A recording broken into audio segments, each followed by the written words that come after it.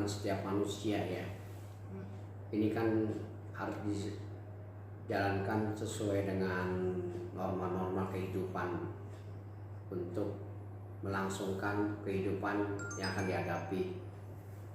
Kalau saudara Arsad ini kan pacaran kepada pihak yang dipacari wanita itu ya, sehingga bergulirnya berjalan tentu ada berjalan dengan baik dan ada kesepakatan untuk membangun rumah tangga yang baik, untuk mendapatkan dia itu kan cita-citanya itu kan untuk membangun rumah tangga, untuk berbicara tentang adanya kehidupan. Nah, pada saat misalnya si laki-laki itu menjanjikan sesuatu, terus kemudian dia berkata bertanggung jawab, ya, kemudian dia bilang setia kepadanya, nah dia akan janji-janji yang manis-manis lah. Biasanya orang pacaran itu kan yang penting dunianya milik dia berdua, yang lain pada kontrak, ya, sehingga si wanita ini terbuai atau berpikir ya sudahlah, apalagi kalau misalnya dia hidup umpamanya bisa menjamin atau dia bisa dilindungi dengan aman, tentu dia berpikirnya positif. Berarti dia kan juga mungkin sudah datang ke orang tuanya untuk diperkenalkan, yang menyatakan bahwa ini loh calon istri saya, ini loh calon mantu saya. Kan tentu orang tua kedua pihak sudah saling mengenal ya, sehingga berjalannya seiring pacaran itu yang tanpa arti kata keraguan, karena sudah dibuat seperti yang apa yang dijanjikan dan dibicarakan ya kepada pihak warga. Nah akhirnya kan dia katanya sudah mengandung selama 2 bulan, akhirnya 8 bulannya baru dinikahkan. Seperti itu yang saya dengar melalui pemberitaan-pemberitaan yang sudah tersebar di beberapa media ya. Sesuatu orang kehamilan itu kan tentu resikonya itu kan hubungannya kan pertanggung jawabnya kepada si pihak suami, berani berbuat, berani bertanggung jawab, seperti yang saya lihat ya. Nah itulah kehidupan manusia, sehingga tiba-tiba entah kenapa dan terjadinya sehingga dia melakukan suatu perbuatan menggugat untuk berpisah. Nah ini kita pikirkan nih, ini kan sudah dilangsungkan pernikahan 8 bulan ya. Si perempuan ini dengan sabar dan tekun mengikuti ajakannya, sehingga dia berjuang dengan janin yang ada, anak yang ada dalam kandungannya, sehingga bahwa anak ini adalah hasil hubungan antara kedua belah pihak, yaitu si Arsad dengan si wanita tersebut. Nah kalau dia gugat boleh-boleh saja, tetapi harus dia menyelesaikan pertanggungjawabannya bayi yang dikandung. Bayi yang dikandung harus melahirkan dulu, dan artinya dia harus menyelesaikan persalinan. Nah setelah saya persalinan itu ya silakan, hak orang kan masing-masing beda pendapat atau haknya masing-masing punya hak juga ya. Tapi kan dilihat ini kan tiba-tiba sedang mengandung loh, terus kemudian digugat. Coba pikirkan ya, kita hidup manusia ini kan hidupnya pakai kehidupan norma hati nurani ya, yang artinya hati nurani itu dikedepankan. Tapi anak muda ini kan kadang-kadang spontanitas atau udah keemosian, egonya tinggi, tapi nggak tahu dia dampaknya kemana-mana. Nah ini yang terjadi seperti sekarang ini yang sedang dihadapi.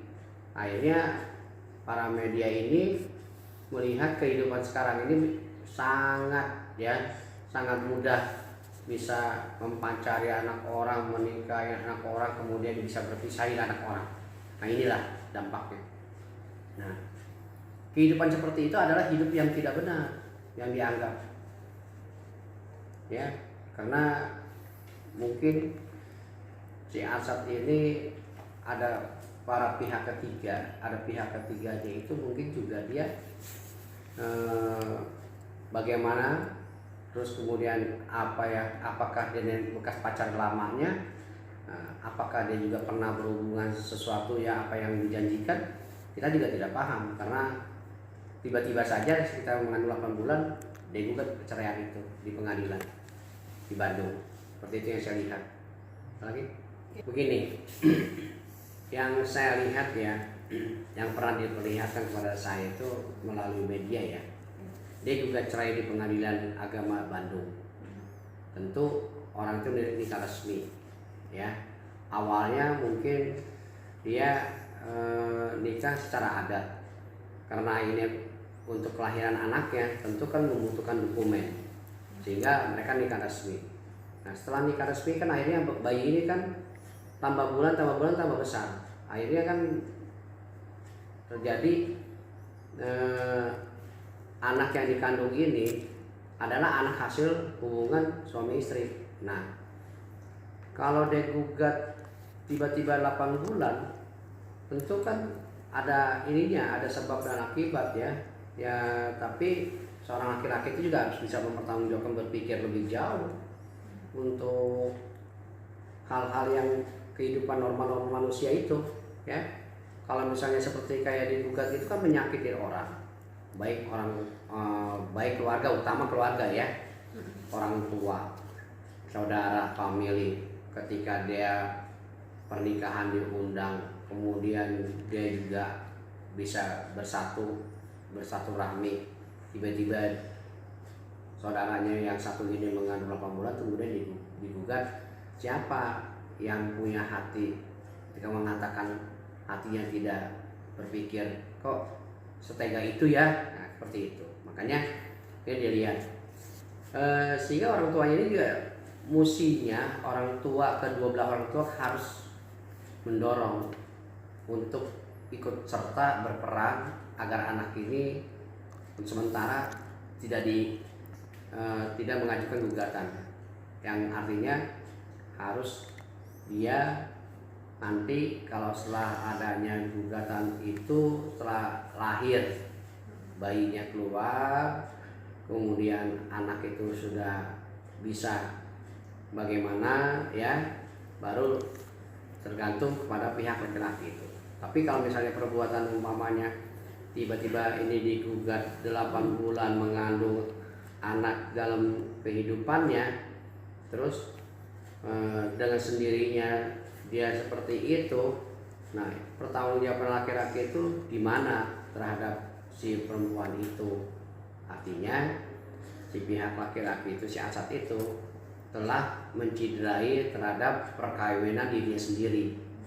Nah, kalau menciderai dirinya sendiri berarti kan tidak mencerminkan kehidupan bahwa anak ini sesungguhnya mau berumah tangga yang benar, hanya main-main saja, sudah istilahnya sudah dikawini, sudah dinikahi, selesai ya, dia bisa kapan saja dia pergi. Nah itu yang dipikirkan. Makanya